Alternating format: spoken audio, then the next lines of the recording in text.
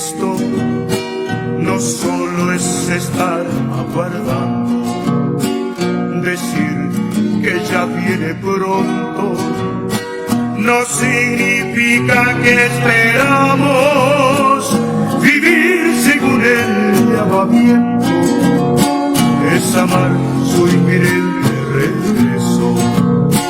Hay muchos que esperan por Cristo, viviendo según sus maneras, ansían con Cristo reunirse, sin fijar solo en él su mirada.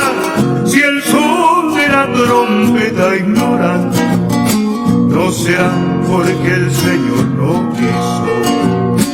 Él viene pronto el amado, lo confirma su propia palabra.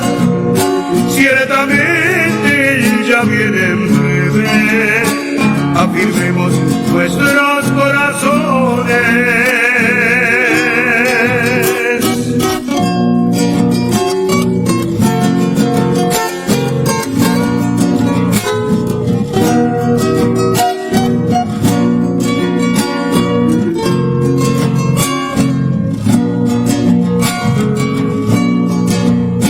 Sujetos al Padre, sin dudas, es norma de aquellos que esperan. En ellos la vida de Cristo se eleva en pleno crecimiento. La esposa de Cristo es quien vela, constante amando su venida, mirando a su esposa el amado, contempla su propia belleza, la ve que a pesar de las luchas, en nada perdió su hermosura. Es que ella aceptó prepararse para acompañarle la gloria. De aquí viene pronto el amado, lo confirma su propia palabra. Ciertamente él ya viene en breve, afirmemos nuestros corazones.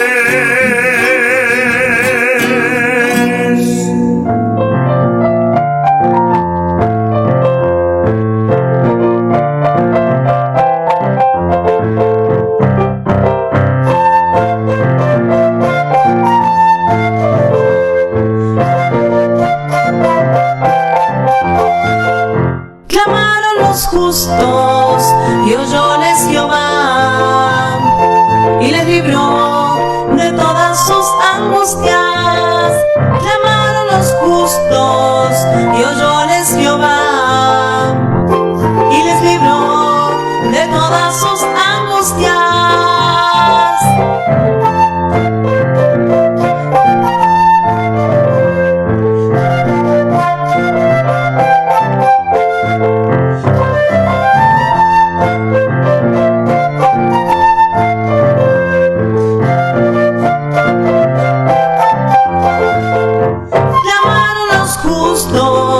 Y oyóles Jehová, y les libró de todas sus angustias. Clamaron los justos, y oyóles Jehová, y les libró de todas sus angustias, y les libró de todas sus angustias.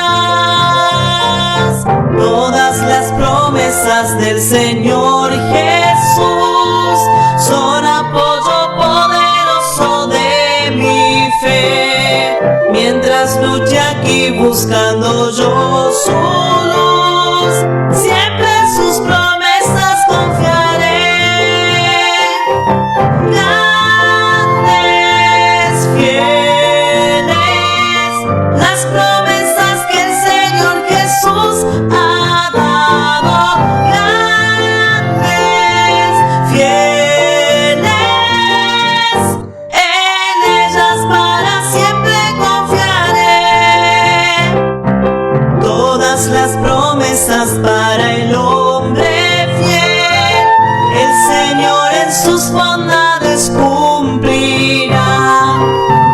confiado sé que para siempre paz eterna mi alma gozará.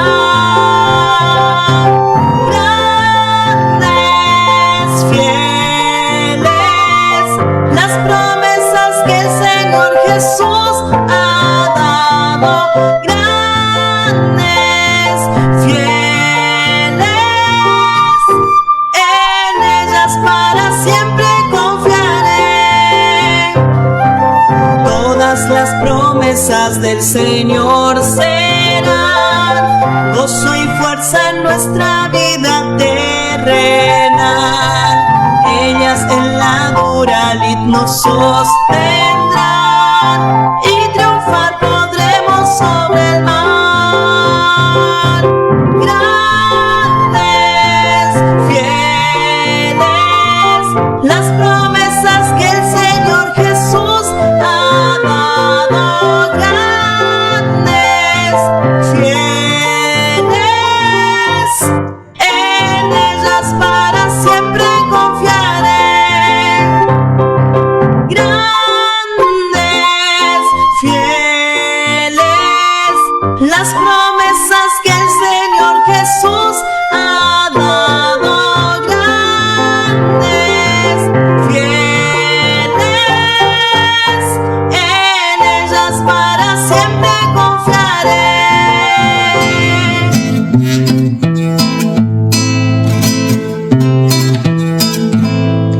Hermano, no olvides que Cristo murió clavado en la cruz por ti y por mí,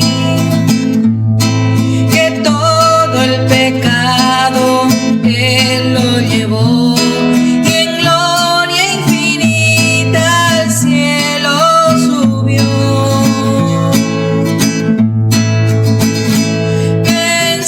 Pensad en sus manos clavadas allí. Pensad en el dolor que Él debió sufrir. Su carne abierta en el costado fue, y aún ni una queja en sus labios se oyó. ¿Quién otro sino el Cordero de Dios pudo soportar castigo tan cruel, que estando en la cruz pudo perdonar en vista de aquellos que obran el mal? Pensad en sus manos clavadas allí. Pensad en el dolor que Él debió sufrir. Su carne abierta en el costado fue.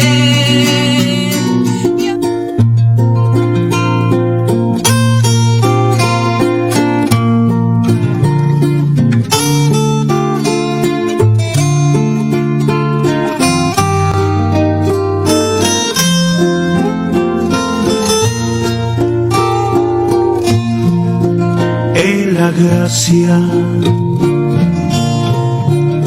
aprendí. Que el Señor les bendiga, hermanos. En el nombre de nuestro Señor Jesucristo damos comienzo a nuestro programa.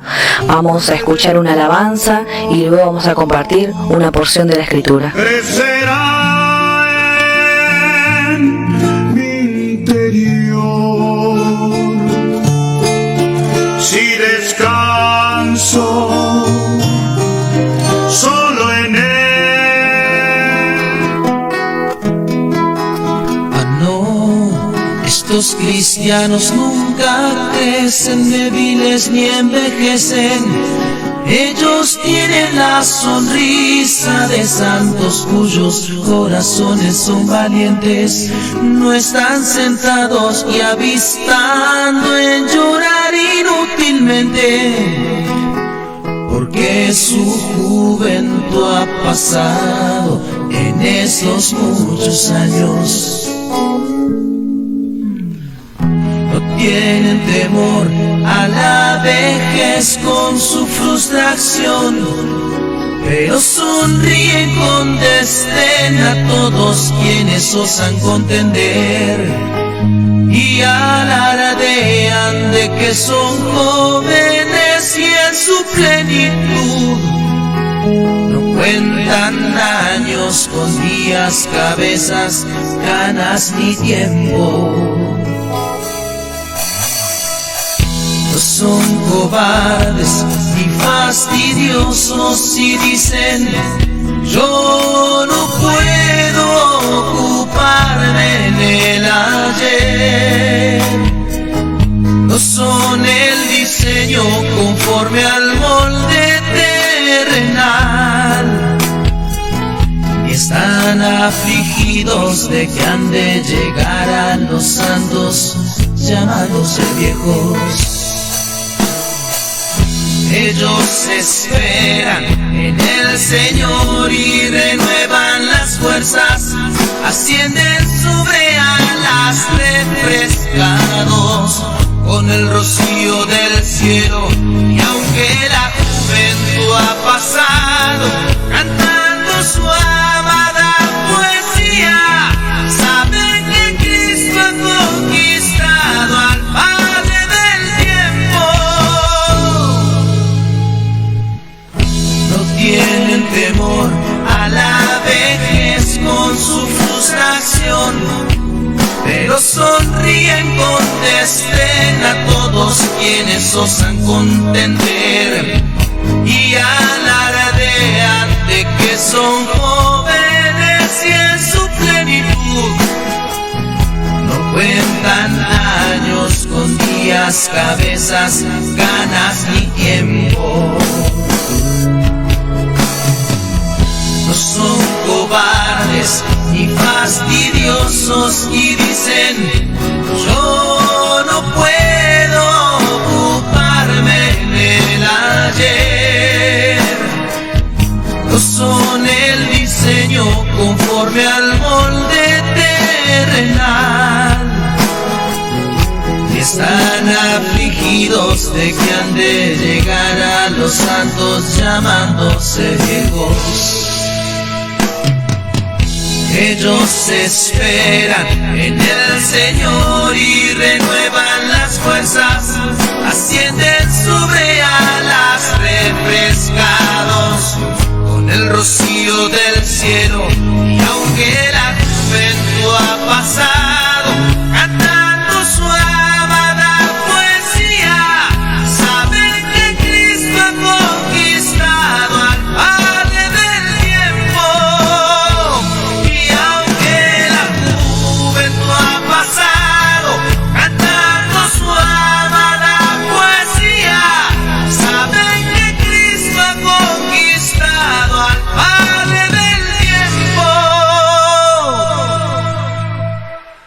No son cobardes ni fastidiosos ni dicen: yo no puedo ocuparme en el ayer. No son el diseño conforme al molde terrenal, y están afligidos de que han de llegar a los santos llamándose viejos.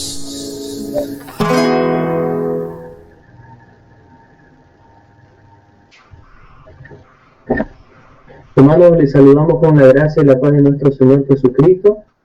Gracias a Dios por poder seguir estudiando la palabra. Les invito a abrir sus Biblias en el libro de Números, en el capítulo 1, que gracias al Señor ya estamos prácticamente por finalizar. Nos habíamos quedado en el verso 18.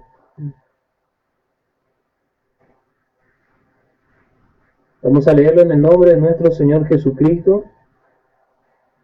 Dice, y juntaron toda la congregación en el primero del mes segundo, y fueron reunidos sus linajes por las casas de sus padres, según la cuenta de los nombres, de 20 años arriba, por sus cabezas.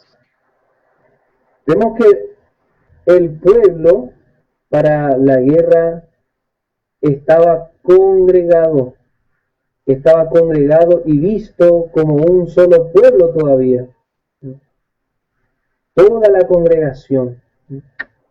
En esta frase vemos al pueblo uno, un solo cuerpo, una sola iglesia está viendo Dios en esta expresión. Toda la congregación se juntó y era uno solo. Y explica que fueron reunidos sus linajes por las casas de sus padres, según la cuenta de los nombres, de 20 años arriba por sus cabezas. Acá podemos notar cómo Dios ve al pueblo, ve como un solo cuerpo, pero también Dios hace diferencia entre aquellos que desean servirle, entre aquellos que no viven una vida rendida. Todas las diferencias que hace Dios dentro de la obra, también podemos notar por la actitud de corazón, por la fidelidad en el servicio. Y que como habíamos visto, expresado ya en cada tribu, y que luego en el capítulo 2 vamos a mirar cada príncipe de cada tribu, podemos notar que Dios mira los grados que existen en la iglesia, ¿no? Como ya leímos, como el apóstol Juan declaraba, ¿no? Padres, jóvenes e hijitos. Vamos a mirar en la primera carta a los Corintios, capítulo 1, versos 1 al 3. Lo que vamos a notar es que el pueblo de Israel va a ser contado, va a ser censado por mandato de Dios. Y dijimos que Dios estableció la autoridad dentro del pueblo, Moisés y Aarón, que dijimos que tipifican al Señor Jesús, ambos aspectos del Señor Jesús, como cabeza del pueblo, única cabeza en Moisés y el único mediador entre Dios y los hombres, nuestro gran sumo sacerdote, como dice la palabra. Entonces vemos a la autoridad en el pueblo, al Señor Jesús. Vemos en los príncipes a los obreros en la iglesia. Y después vemos al pueblo, a los santos. Vamos a mirar en la primera carta a los Corintios, entonces en el capítulo 1, versos 1 al 3. Dice, Pablo, llamado apóstol de Jesucristo, por la voluntad de Dios, y Sóstenes, el hermano, a la iglesia de Dios que está en Corinto, santificados en Cristo Jesús, llamados santos, y a todos los que invocan el nombre de nuestro Señor Jesucristo, en cualquier lugar, Señor de ellos y nuestro. Como habíamos visto, lo primero que hace acá en el capítulo 1 del libro de Números es mirar a los príncipes, ¿sí? Dios habla con Moisés y con Aarón, da las indicaciones, las órdenes, y esas órdenes deben ser transmitidas a los príncipes del pueblo. Dios designa quiénes eran los príncipes del pueblo. Allí Dios le comunica a Moisés y a Aarón. Vemos cómo el Espíritu Santo escoge a sus obreros, a los obreros para la edificación del templo espiritual, la casa de Dios, la iglesia, un templo espiritual que va creciendo un solo cuerpo por la obra del Espíritu Santo, y el Espíritu Santo escoge a los obreros. Y tenemos también al pueblo. Bueno, acá en Corinto vemos al apóstol Pablo y a Sóstenes, los obreros en la iglesia, que van a comunicar el mensaje del Señor Jesús al pueblo. Y vemos acá vista la iglesia de Dios como un solo cuerpo. Primeramente, la visión tenemos que interpretar como Dios nos da la visión. Dios mira primero un solo cuerpo y examina ese cuerpo y después identifica a cada miembro del cuerpo. Eso es lo que hace el apóstol Pablo en su carta a los Corintios. Empieza mirando a un cuerpo, a un solo cuerpo, y después va examinando a cada miembro. Viene a ser justamente como lo hacía un sacerdote en el pueblo de Israel, que ya vamos a ir avanzando en eso, como el sacerdote oficiaba de médico para el pueblo, y tenía que mirar al hombre y luego examinar, pero para ello tenía que ser sacerdote, tenía que ser de la tribu de Leví, tenía que ser levita. Y vemos entonces cómo el pueblo es visto como un solo cuerpo. Tenemos a los obreros y tenemos a los santos que van a empezar a ser censados. En este caso podemos decir examinados. Porque es necesario, hermanos, ser examinados por Dios y corregidos por Dios. El salmista dijo: examíname, oh Dios, y mira, dice, mira qué hay en mí y corrígeme, porque el salmista deseaba andar en victoria, y Dios quiere llevarnos de victoria en victoria, pero Él va a corregirnos, va a mirarnos, va a examinarnos y nos va a mostrar cuál es el diagnóstico del examen. Y también nos va a dar la receta nuestro médico amado, el Señor Jesús.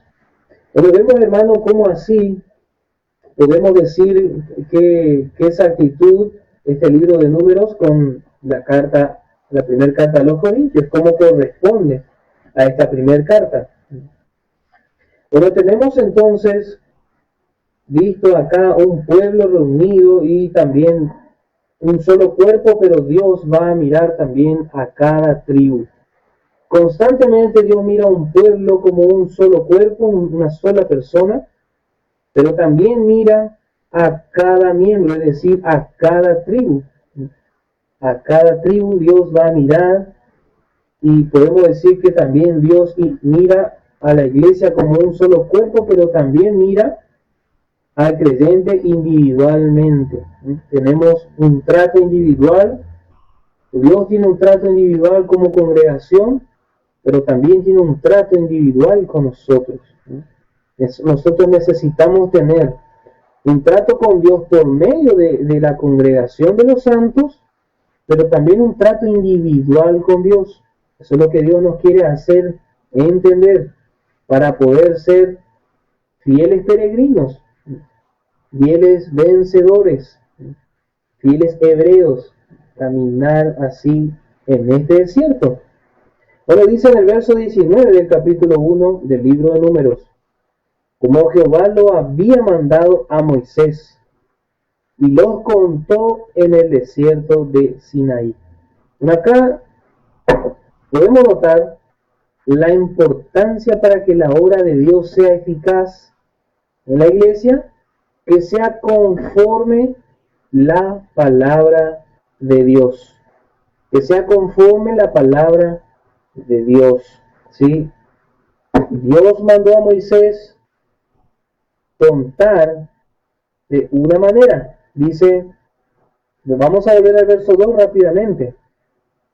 Tomad el encabezamiento de toda la congregación de los hijos de Israel por sus familias, por las casas de sus padres, con la cuenta de los nombres, todos los varones por sus cabezas. De 20 años arriba, todos los que pueden salir a la guerra en Israel los contaréis tú y Aarón por sus cuadrillas. Y estarán con vosotros un varón de cada tribu, cada una cabeza de la casa de sus padres.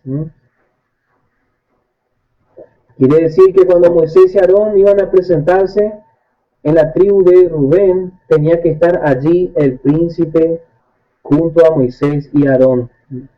Entonces viene Cristo para hablar a la congregación, entonces tiene que estar el obrero para ser el canal o la vía de comunicación para que el mensaje del Señor Jesús llegue al pueblo. Vamos a mirar en el libro de Apocalipsis. Hermano, y vemos que es así la manera en que Dios estableció. Por eso notamos cómo hay un orden establecido por medio de este censo, y a través del libro de Números hay un orden establecido por Dios. Dijimos entonces que Dios nos muestra un orden, tanto a nivel congregacional, a nivel de congregación, pero también a nivel individual. Vamos a mirar en el capítulo 2 del libro de Apocalipsis, verso 1. Escribe al ángel de la iglesia en Éfeso. Es muy notorio, hermano, que el Señor habla. Bueno, acá ángel significa un mensajero. Un mensajero. Podemos decir que acá el Señor Jesús ordena que se escriba al pastor o mensajero de la iglesia en Éfeso. Ahí podemos entender, hermano, es más que claro que Dios ha escogido a sus obreros en las congregaciones para transmitir su mensaje a los santos. A los santos. Dios quiere comunicarse con los santos, pero el Espíritu Santo lleva la verdad y la lleva a través de sus mensajeros. Entonces, hermano, este censo tenía que ser conforme la palabra de Dios. Dice en el verso 19, conforme Jehová lo había mandado, había hablado. Entonces la palabra de Dios es lo que debe guiar a Moisés, a Aarón y a los príncipes de cada tribu. Vamos a mirar en el libro de Juan, capítulo 7, verso 24, y vamos a ver cómo el Señor Jesús también mostró que esta es la manera. Podemos preguntarnos si sería eficaz que Moisés y Aarón hagan un censo conforme la apariencia de los hombres. Tan solo mirarles y decir, bueno, vos vas a servir para la guerra, y mirar a otros y decir, no, vos no servís, conforme la apariencia. Eso no era lo correcto. Tenían que censar, escoger y dividir o enumerar al pueblo y a cada tribu conforme la palabra de Dios, conforme Dios había mandado. Bueno, leemos en Juan capítulo 7, verso 24. Bueno, en este caso encontramos un juicio, y este juicio puede llegar a ser visto como un examen. Juan capítulo 7, verso 24. Dice, no juzguéis según lo que parece, según la apariencia, mas juzgad con justo juicio, Y sabemos que el justo juicio solamente la hallamos en la palabra de Dios. La palabra de Dios es el justo juicio para nuestra guía para nuestra enseñanza, para conducirnos, y también es lo que va a juzgar a los hombres. Es lo que va a juzgar a los hombres y es lo que juzga a la iglesia, la palabra de Dios. Entonces, podemos ver cómo nosotros en la iglesia debemos conducirnos conforme la palabra de Dios. Tenemos que andar y hacer todas las cosas conforme la palabra de Dios. No tenemos que hacer nada según la apariencia, según lo que nuestros ojos naturales pueden percibir, según lo que nos dicen otros. No. Tiene que ser conforme lo que Dios estableció en su palabra. Así, hermano, la obra de Dios va a ser eficaz en la iglesia, conforme su palabra. Volvemos a decir, imaginémonos, si Moisés y Aarón hubiesen pensado o contado para salir a la guerra, solamente aquellos a quienes a ellos le parecía que estaban capacitados para salir a pelear. Tal vez ellos iban a mirar si alguno tenía un cuerpo fortificado o no, y ahí ya iban a empezar a discriminar según lo que ellos podían ver. Pero no, el Señor estableció otra manera, su manera. Tenemos que nosotros sujetarnos a la manera de Dios, a la manera que Dios estableció, a la manera que Dios estableció, hermano. Recuerden entonces, la palabra de Dios necesitamos en el desierto de Sinaí. En este mundo nos examina la palabra. Necesitamos ser examinados por la palabra. La palabra es la que constantemente a nosotros nos dice, viene a ser nuestro parámetro y nuestra guía, nuestro mapa, la palabra de Dios. Y como ya repetimos, el Sinaí nos muestra la necesidad de comprender que tenemos dos naturalezas y que el mal está en nosotros. El mal está en nosotros individualmente, mirándonos. Entonces, la capacidad de poder examinarnos a nosotros mismos es lo que podemos ver como un requisito para salir a la guerra, para empezar a luchar como vencedores. Bueno, en el verso 20 ya encontramos la descripción de cómo fueron contados, de cuántos fueron contados. Desde el verso 20 al verso 43 vamos a encontrar el total de la cuenta de los hijos de Israel. Bueno, la primera tribu que se menciona que fue censada es la tribu de Rubén. Y dice en el verso 21 que fueron 46.500. 46.500. Si podemos anotar, esto va a ser muy útil porque vamos a aprender algo acá, hermanos. 46.500 conforme el verso 21. Bueno, la segunda tribu es la de Simeón. Según el verso 23, dice 59.300. 59.300 contados para salir a la guerra. Luego tenemos la tribu de Gad, y que según el verso 25 son 45.650. 45.650. Tenemos luego en el cuarto lugar el censo en la tribu de Judá. Y según el verso 27 son 74.600. 74.600.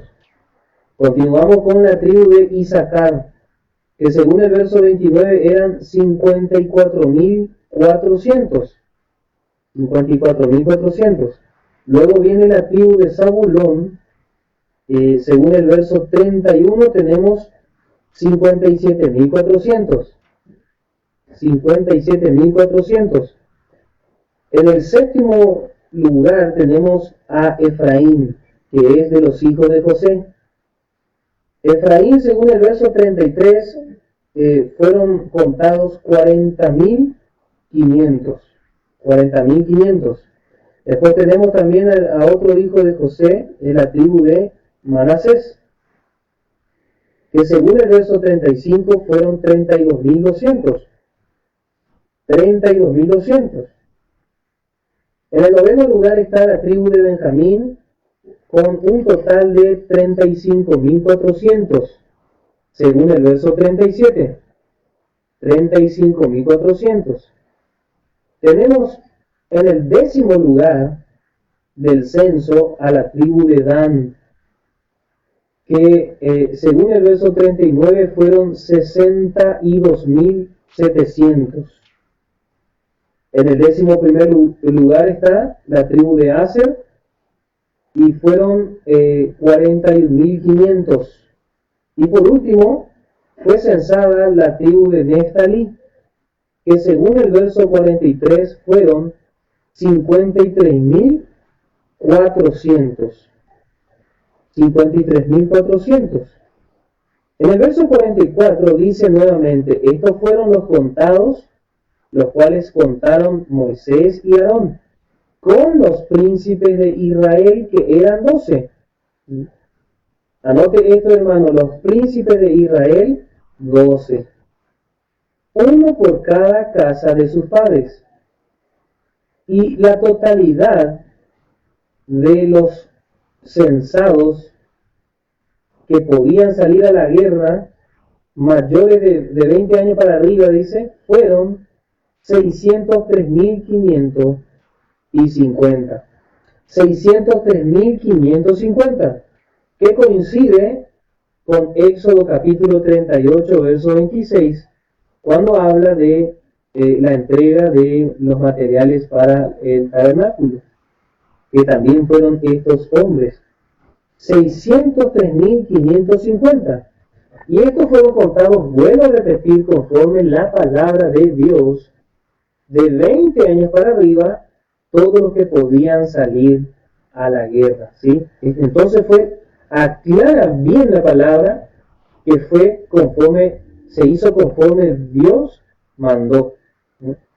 Es importante, hermano, que estudiemos la palabra, que conozcamos la palabra, que examinemos todo lo que hacemos y lo que decimos conforme la Escritura.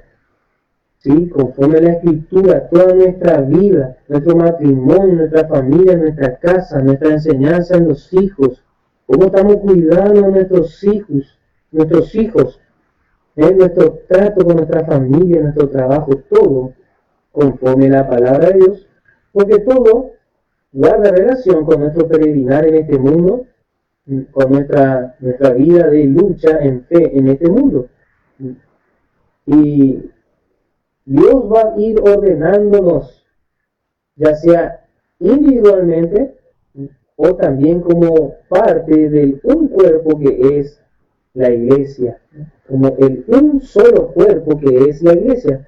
Bueno, en el verso 44 dijimos que vuelve a recalcar la autoridad del pueblo y el lugar que Dios le dio a los obreros. Vamos a mirar en la primera carta a los Corintios, capítulo 3, verso 9.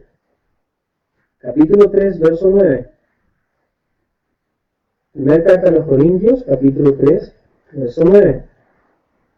Dice: porque nosotros, coadjutores, somos de Dios, y vosotros labranza de Dios sois, edificio de Dios sois.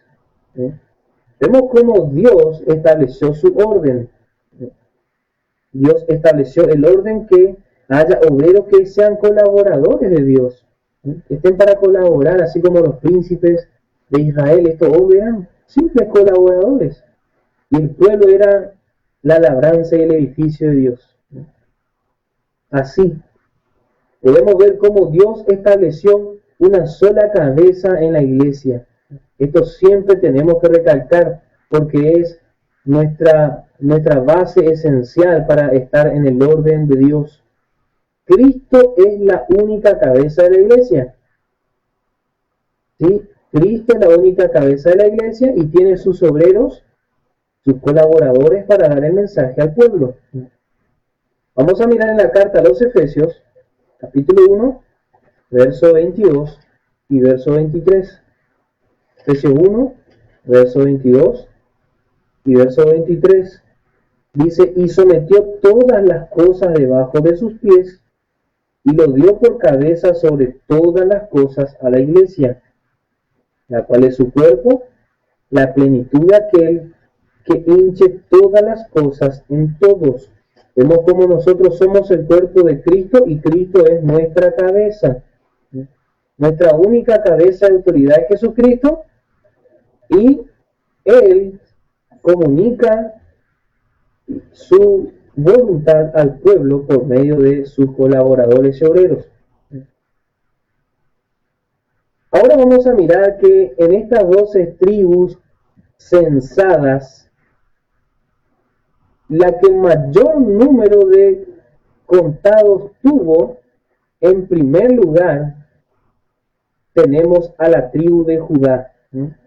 La tribu de Judá tuvo mayor número en el censo para salir a la guerra.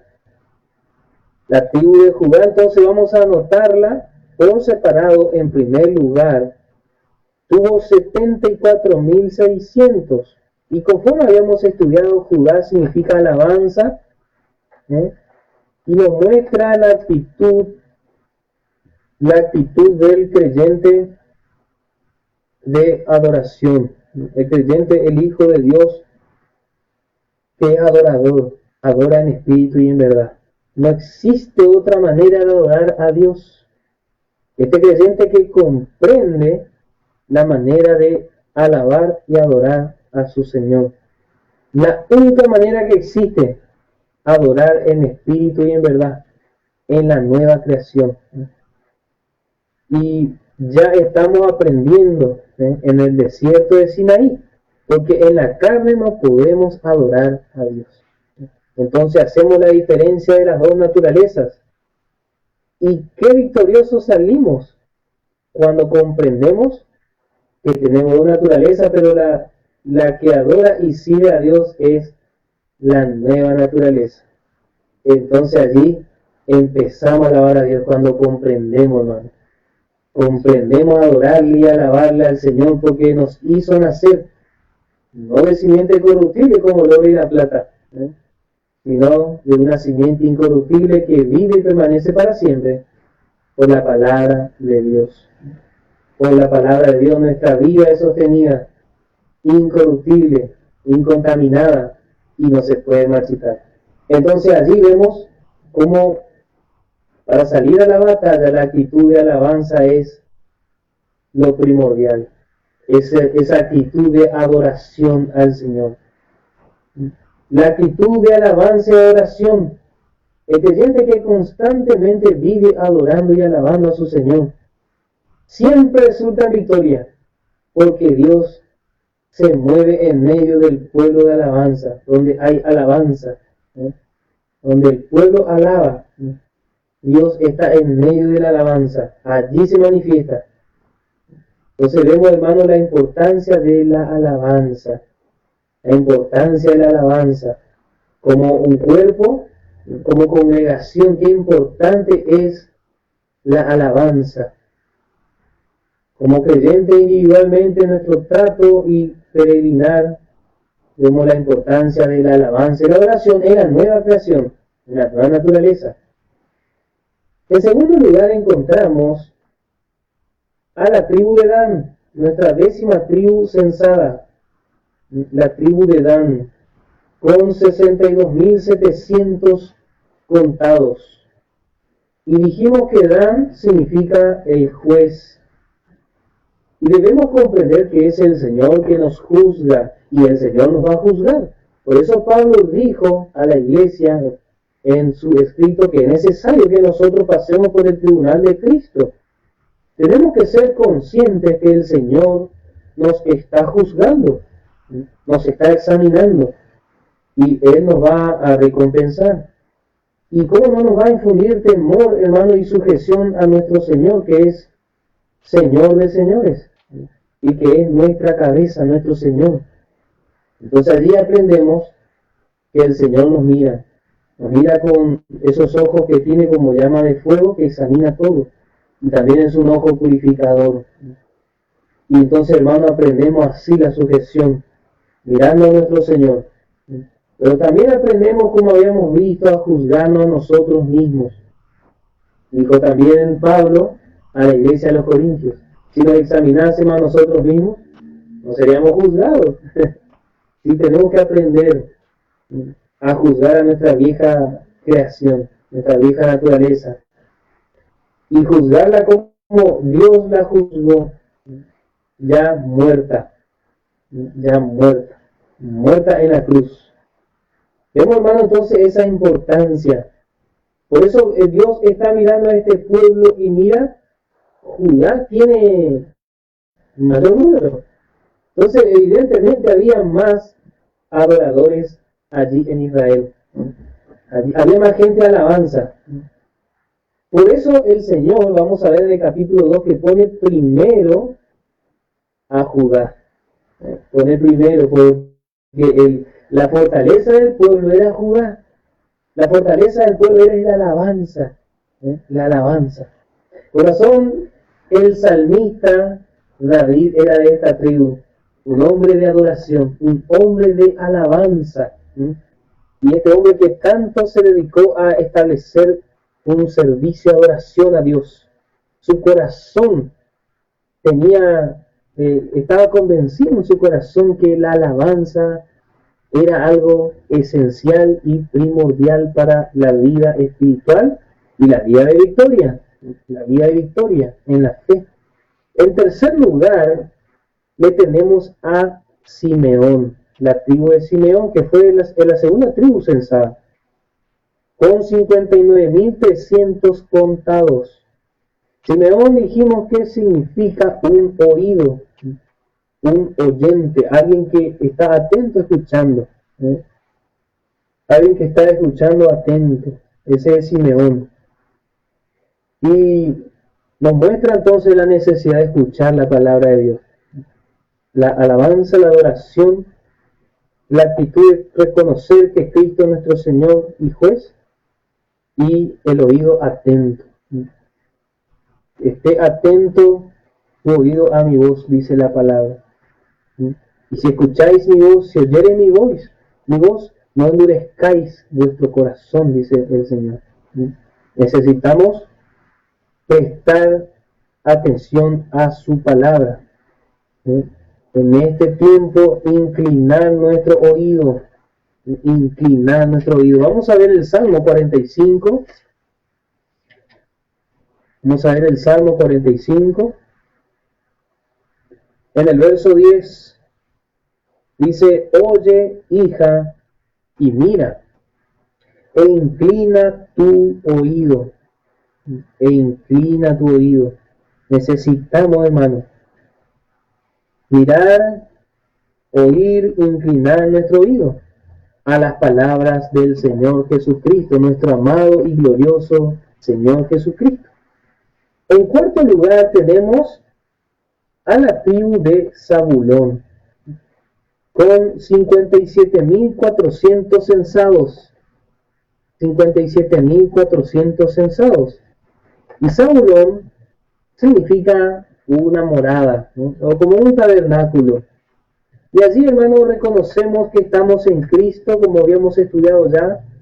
Entonces vamos aprendiendo y vamos viendo la esencia del pueblo del Señor, la iglesia, y cómo necesita estar establecido en la doctrina de que estamos en Cristo por la fe. Y estamos juntamente con Cristo sentados en los lugares celestiales. Necesitamos comprender nuestra posición, justificados por la fe gratuitamente. Necesitamos comprender para andar en victoria, para resultar victoriosos, vencedores, más que vencedores en Cristo Jesús. Estos parece ser la esencia del victorioso, la esencia del vencedor. Tenemos entonces a Zabulón. Y vamos a mencionar solamente hasta el quinto lugar, que viene a ser la tribu de Gad. Tenemos entonces 57.400 Zabulón. Zabulón es 57.400, perdón, y es la tribu de Neftalí, hermano, la que viene en quinto lugar, ¿sí? La tribu de Neftalí, 53.400 censados. Y bueno, hermano, allí ya estamos con la doctrina, hermano, de que estamos en los lugares celestiales, ya nos estamos preparando. Neftalí significa un luchador, un vencedor. Vemos, hermano, que ya estamos listos para la batalla prácticamente, ¿eh? El Señor nos va preparando por medio de su palabra. Cuando entendemos, hermano, que estamos en los lugares celestiales, queremos vivir conforme a esa posición, ¿eh? Y queremos echar a los intrusos que están allí, ¿eh? A los usurpadores de ese lugar, a los que se creen usurpadores, ¿eh? A todos los enemigos y potestades y gobernadores de las tinieblas, ¿eh? Y la potestad del aire, dice la palabra. Como habíamos visto a Neftalí, la iglesia gloriosa, que es una vencedora y luchadora en Efesios 6. En Efesios 6. Y así, hermano, vamos comprendiendo. Bueno, vimos simplemente los primeros 5 lugares. Los primeros 5 lugares. Volvemos al capítulo 1.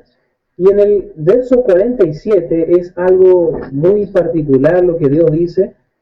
Pero los levitas no fueron contados entre ellos, según la tribu de sus padres. Porque habló Jehová a Moisés diciendo: solamente no contarás la tribu de Leví, ni tomarás la cuenta de ellos entre los hijos de Israel. Entre los hijos de Israel. Mas tú pondrás a los levitas en el tabernáculo del testimonio, y sobre todos sus vasos y sobre todas las cosas que le pertenecen, ellos llevarán el tabernáculo y todos sus vasos, y ellos servirán en él y asentarán sus tiendas alrededor del tabernáculo. Y cuando el tabernáculo partiere y los levitas lo desarmarán, y cuando el tabernáculo parare, los levitas lo armarán. Y el extraño que se llegare morirá. Y los hijos de Israel asentarán sus tiendas, cada uno en su escuadrón, y cada uno junto a su bandera por sus cuadrillas. Mas los levitas asentarán las suyas alrededor del tabernáculo del testimonio. Y no habrá ira sobre la congregación de los hijos de Israel. Y los levitas tendrán la guarda del tabernáculo del testimonio. E hicieron los hijos de Israel conforme a todas las cosas que mandó Jehová a Moisés, así lo hicieron. Hermosa la palabra, porque dice que hicieron conforme lo que mandó Dios. Tenemos que hacer así, hermano, conforme Dios mandó. Bueno, todas estas tribus que vimos eran necesarias para que Israel tenga victoria completa sobre sus enemigos. Y como habíamos visto ya en los diversos atributos que sugieren sus nombres, son necesarios también para la victoria completa en nuestras vidas. Debemos poseerlos, hermanos, desplegarlos en nuestras vidas, porque es necesario experimentar la plenitud de Dios. Bueno, vamos a dividir como Dios divide. ¿Cómo dividió Dios en un aspecto general en este primer capítulo? Por un lado dividió 12 tribus. 12 tribus. Y vamos a quitar a la tribu de José y a la tribu de Leví, que son reemplazadas por la tribu de Manasés y Efraín, de tal manera que quedan 12 tribus. 12 tribus. Entonces, Dios lo que hace, hermano, es dividir 12 tribus, es decir, el número 12 que nos muestra el gobierno de Dios, el reinado de Dios, como Dios reina, hermano, así en este orden sobre el pueblo, teniendo a su autoridad la cabeza de la iglesia y los obreros trabajando y el pueblo obrando conforme a lo que Dios está hablando, ¿sí? Es la palabra de Dios. Qué orden tan precioso, hermano, podemos experimentar. Entonces, 12 tribus por un lado, pero los que no fueron censados, dice en el verso 47, no fueron contados. Nos aclara bien la palabra en el verso 49, no tomarás la cuenta de ellos. No tiene que ser contado el pueblo de Leví. Entonces vamos a dividir, podemos hacer un cuadrito, hermano, este capítulo 1, vamos a dividirlo en dos. Vamos a dividir las 12 tribus por un lado y en el segundo cuadro vamos a poner a los levitas.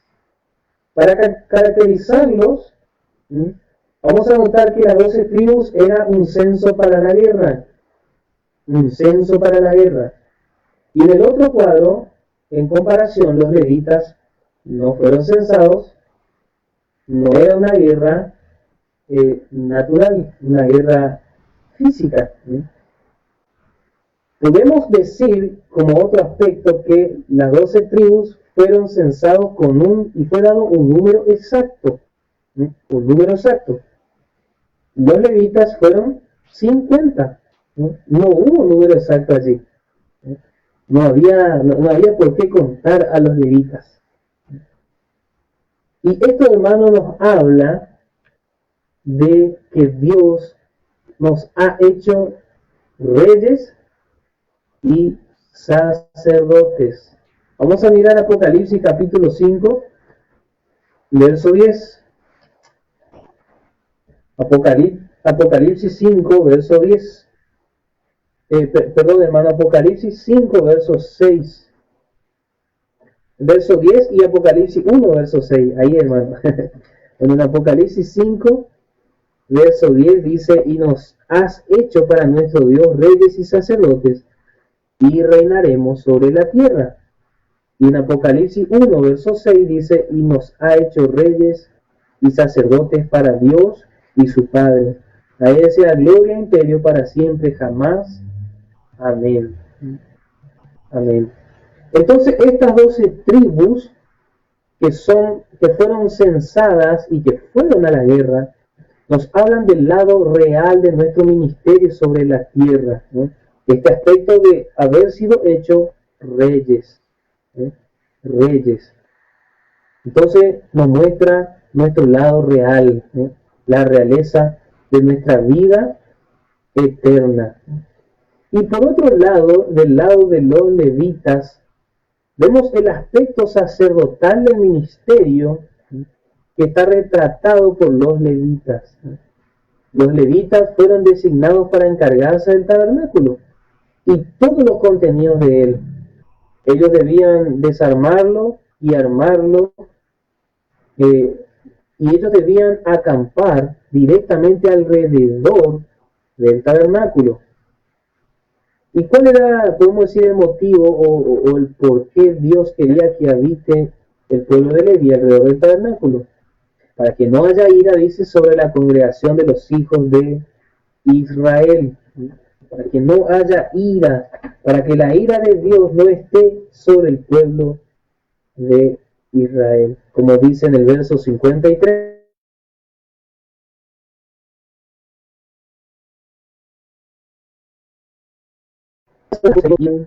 Velando por la nube guiadora del Espíritu Santo para saber cuándo moverse y cuándo detenerse, debe ser una parte activa dentro de nuestra experiencia, hermanos. No solo eso, sino que esta misma compañía sacerdotal también es vista en Apocalipsis, capítulo 7, verso 1, como los 4 ángeles sosteniendo a los 4 vientos de la tierra. Aún ahora mismo, hermano, en este tiempo, estos mismos ministros de fe guían el encargo de destruir el ministerio de iniquidad, el misterio de iniquidad, hermano. Vamos a leer en la segunda carta a los Tesalonicenses, capítulo 2, verso 7. En la segunda carta a los Tesalonicenses, capítulo 2, verso 7. Y vemos, hermano, cómo los santos fieles están retrasando la obra de iniquidad, el misterio de iniquidad. Segunda carta a los Tesalonicenses, capítulo 2, verso 7. Dice,